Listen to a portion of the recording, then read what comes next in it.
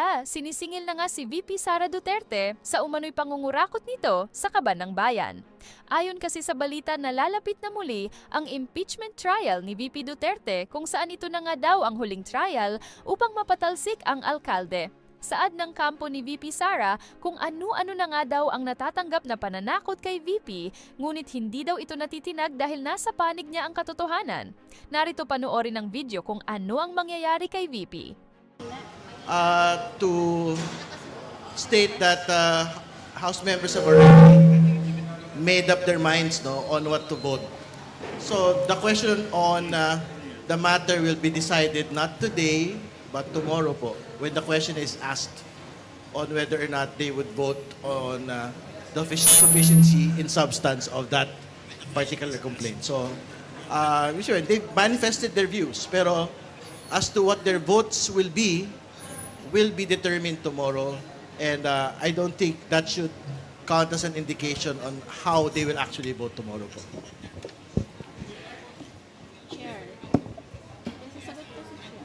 Yes.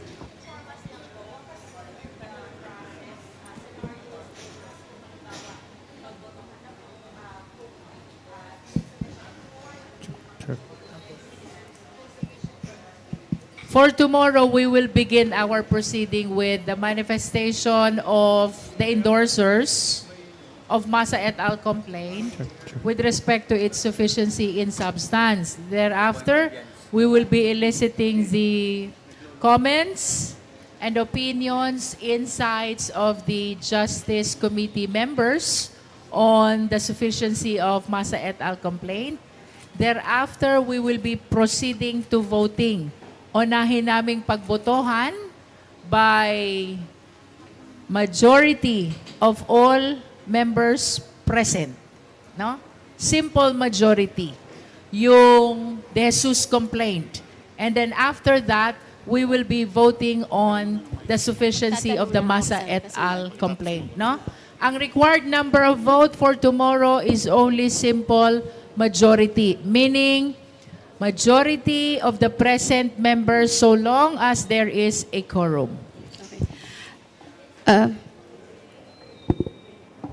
Our voting tomorrow will be on sufficiency in substance. Whether or not the De Jesus complaint is sufficient in substance and whether or not the Masa et al. Complaint is sufficient in substance. And let us be mindful about the significance of this vote, no? Kapag sufficient in substance siya, considering that it has been declared already na sufficient in form, yung both complaints, then we will be proceeding to step 3 already, which means the committee will now issue a notice to the respondent to file an answer.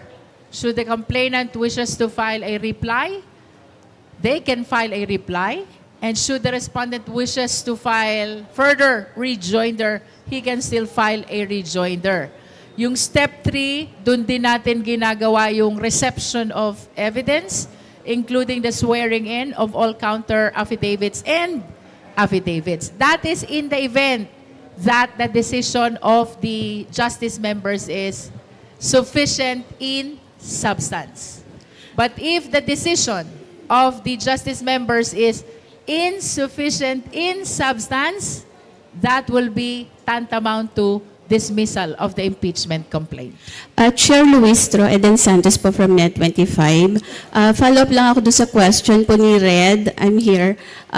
Bakit po pinatagal pa natin since sabi nga niya, malinaw naman po doon sa mga manifestation na insufficient po sa substance yung first complaint ng De Jesus complainant. Well, actually, we have, yung mga iba pong mga member po ngayon ay may mga iba pang mga importanteng committee hearing din. Kung maalala po ninyo, ngayon din po yata yung committee hearing ni Kiko Barsaga, tsaka meron din pong revision ng laws. So marami po sa mga miyembro ang nagpapa-excuse ngayong hapon para umattend sa respective committee hearings. There are 39 members of the Committee on Justice. Kaya, although kanina, kung maririnig ninyo, may mga nagsalita. Pero that is not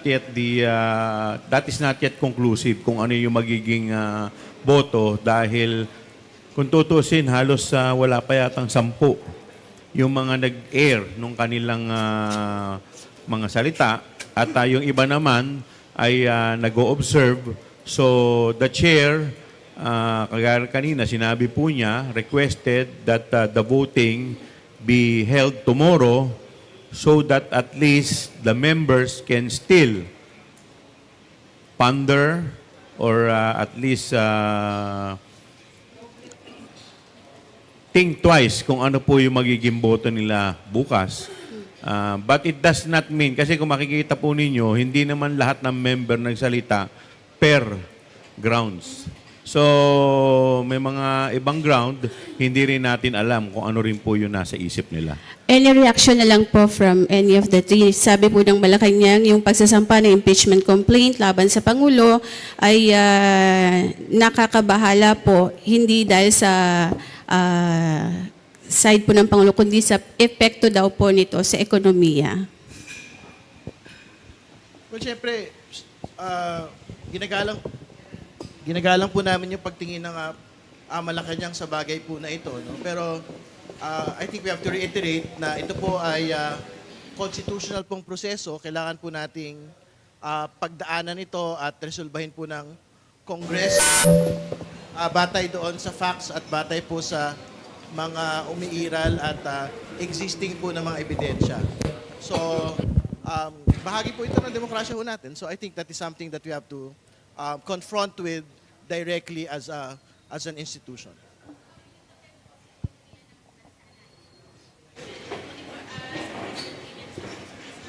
Well, I think you have to ask Congress. You have to ask the palace that. No? Kasi hindi naman kami yung nagsabi nun eh. Di ba?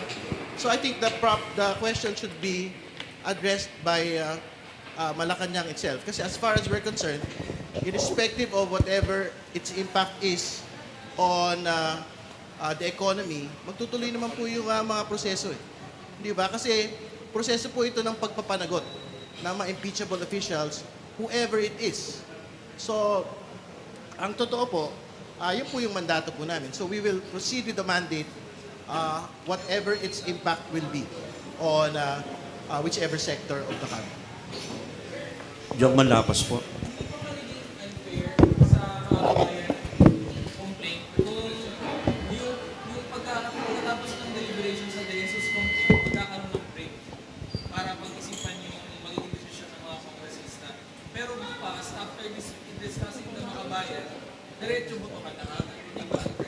Hindi.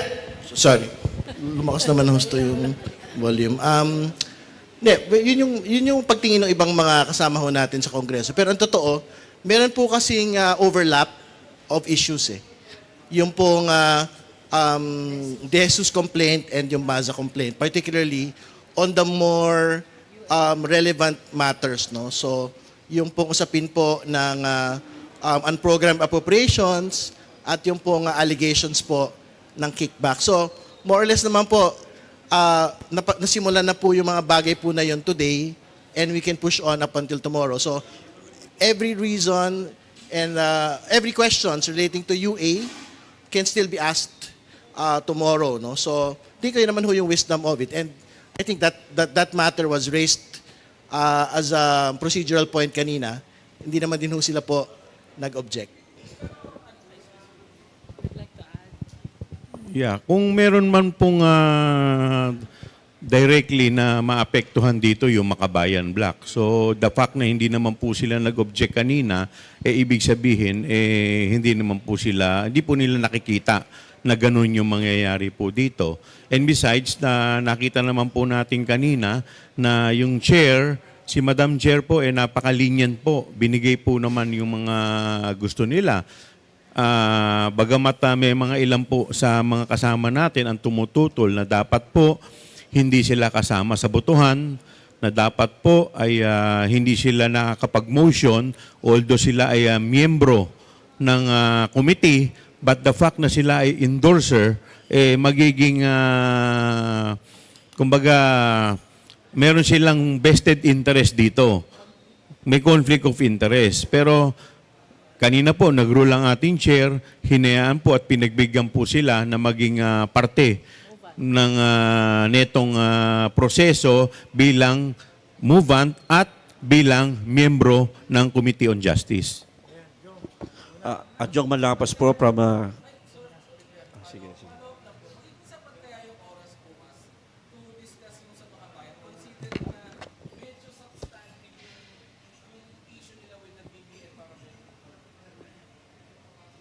If our time tomorrow will not be sufficient for the deliberation on the sufficiency of Masa et al. Complaint, we can schedule further proceedings on the succeeding Monday, Tuesday, and Wednesday.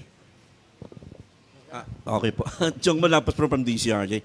Gusto ko pa malinawan lang kung meron po bang timetable o ilang araw po dapat talakayin ng Committee on Justice itong impeachment complaint kay PBBM? Ganong may BP Sara complaint din ang darating? Well, under the rules, regardless of whatever impeachment complaints are pending before the committee, we're supposed to submit our committee report to the plenary not beyond the period of 60 session days, no?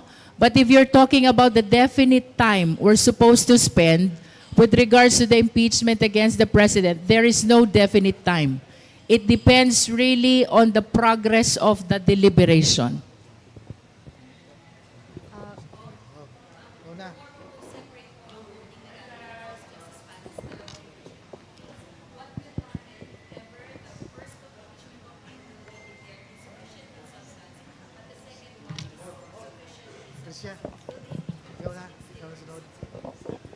Yes, there will be two separate votings. First, voting on the sufficiency of De Jesus complaint, and second, voting on the sufficiency of the Masa et al. Complaint.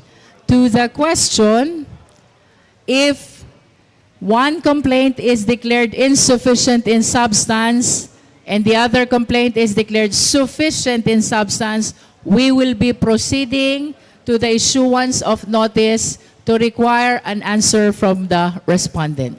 Meaning, tuloy ang impeachment proceeding.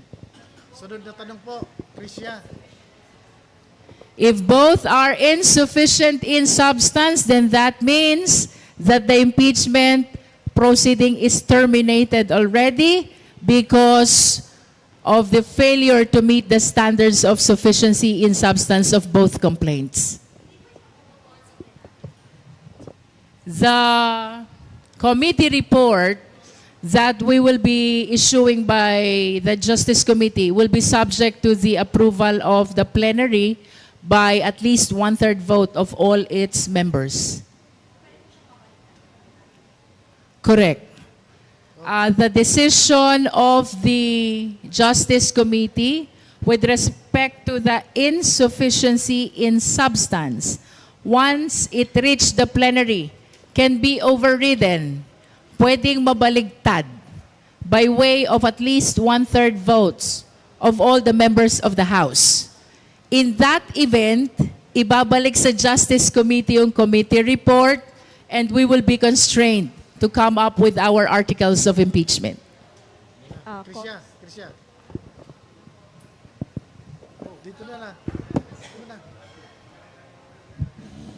Krisha po. Congs, can you talk about the significance of the motion made earlier, whether to include or exclude po yung authenticity ng documents, and how might that shape how the lawmakers will vote tomorrow regarding the sufficiency of substance?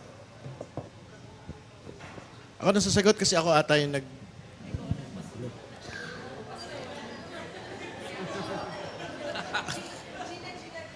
Ako po yung nag-raise ng bagay po na yan.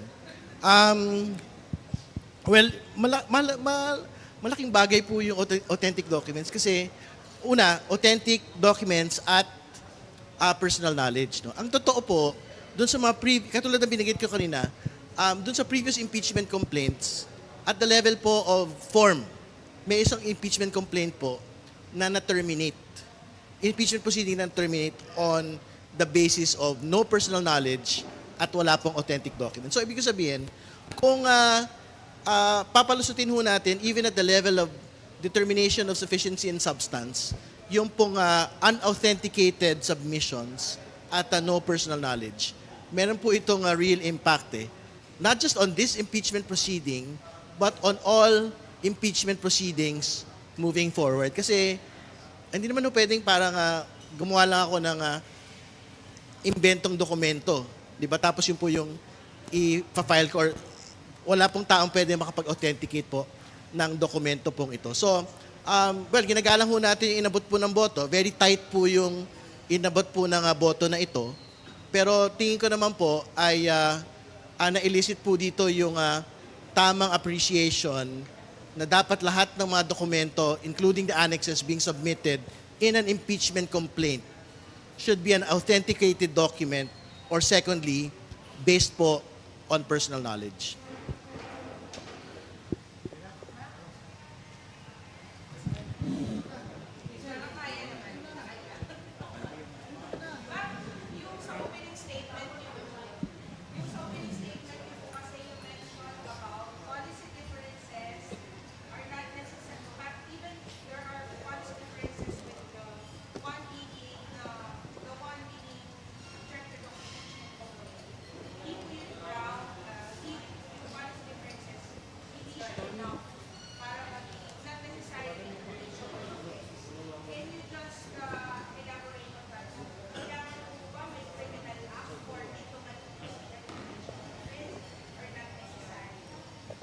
Neither policy difference nor a criminal act automatically warrant the impeachable offense, the filing of an impeachable, a complaint on impeachable offense, no? Hindi porket merong pagkakaiba sa policy direction, hindi porket guilty of an offense, ay guilty na rin ng impeachable offense. Let us be mindful na very restrictive ang grounds for impeachment. 6 yan. And we cannot go beyond. Yung offense being alleged should constitute at least a ground for impeachment. Pag hindi ka nakabuo ng isang ground for impeachment, then this will fail, no? As a matter of fact, this is the purpose of determination of sufficiency in substance. The recital of facts should constitute an offense which is included among the impeachable offenses or grounds. The fact that you are guilty of an act or omission punishable by law does not necessarily mean that you're guilty of an impeachable offense. Kung yung act or omission does not constitute either some or all of the following: culpable violation, betrayal of public trust, treason, bribery, graft and corruption, and other high crimes, then this does not warrant the impeachment of the public official.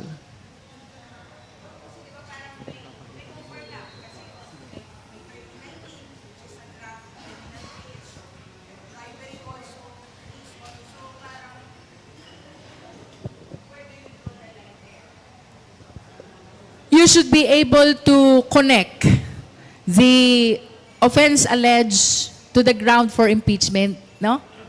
Kung yung bang offense na ina-allege, does it constitute a ground for impeachment, no? For example, kanina, may allegations ng graft and corruption, citing the kickbacks and the flood control controversies. Question: do they constitute graft and corruption as one of the grounds for impeachment? Yun yung mga sagot, tanong na sasagutin ng mga members ng Justice Committee when they vote tomorrow on the sufficiency in substance of the 2 impeachment complaints.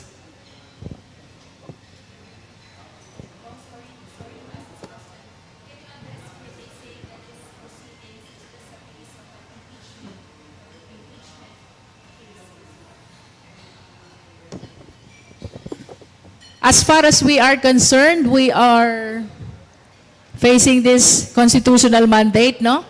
As to whether how people perceive this, that is beside the point. We are addressing our constitutional duty to look into, investigate, and hear the impeachment complaints. As to how the people perceive this impeachment complaint, that is not a matter for us to decide.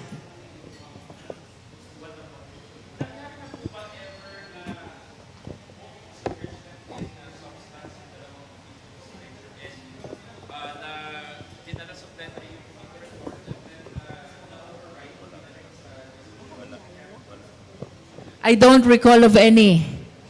Kaya lang second term ko pa lang, no? I don't know with the senior members if there have been an occasion like that.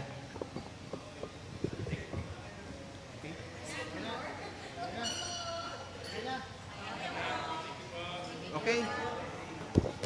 Okay naman tatanungin ko. What do you think of the sufficiency in substance of the first complaint?